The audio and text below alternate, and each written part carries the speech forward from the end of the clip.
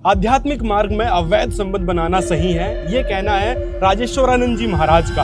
अवैध संबंध और आध्यात्मिक दर्शन, मैंने आपसे कहा कि ये संबंध अनैतिक हो सकते हैं, असामाजिक हो सकते हैं, लेकिन आध्यात्मिक दृष्टि से गलत नहीं हो सकते। आपका किसी औरत में आसक्ति हो के किसी ने संबंध बना लिए, या किसी आपकी बहन बेटी ने किसी पुरुष से संबंध बना लिए, तो भी कोई नहीं। तो इस पर आप क्या कहना चाहोगे जी? देखो, आध्यात्मिक मार्ग में जो इन्होंने स्टेटमेंट दी है कि भाई अवैध संबंध बनाना सही है, तो मेरा मानना तो ये है, या मुझे ऐसा लगता है ये खुद भी अवैध संबंध की पैदाइश होगा।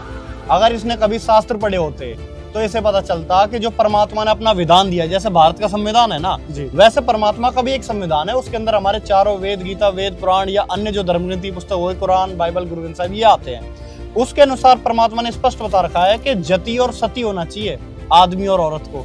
अगर वहीं पे वो वैश्यावृत्ति वाले कर्म करने लग जाएंगे, अपने पति को छोड़ के अन्य के साथ संबंध बनाएंगे, तो वो पतिव्रता कहाँ रहेंगे?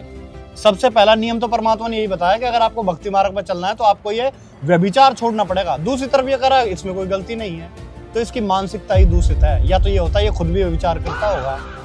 ऐसे पाखंडियों को फॉलो करेगा ना समाज, तो भाई अंधकार में जाएगा। हमारे युवा की जो मानसिकता को सबसे ज्यादा दूषित किया है ना, वो इसके जैसे पाखंडियों ने कर रखा है। कई बार तो मुझे ऐसा लगता है ये भी उसी की पैदाइश होगा, अवैध संबंध से ही पैदा हो रखा होगा, तभी इसके दिमाग में ये चीज घर कर रखी है पिछले संस्कार से।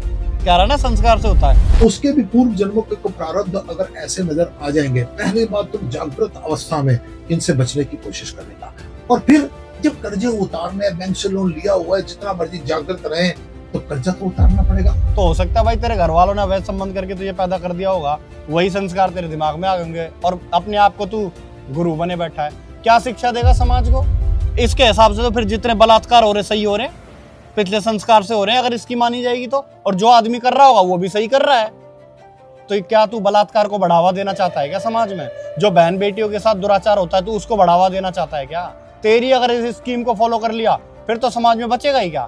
हर जगह वैश्यालय खुल जाएंगे, हर कोई पड़ोसी दूसरे घर में बढ़ता अंडे का, हाँ जी आज मेरा मन कर रहा, आ गया मैं, लेकिन मुझे आप में कोई आसक्ति नहीं। ये मानेगा क्या समाज? इस समाज को अगर बचना है तो ऐसे कुकर्मी धर्मगुरुओं से बचने की जरूरत है।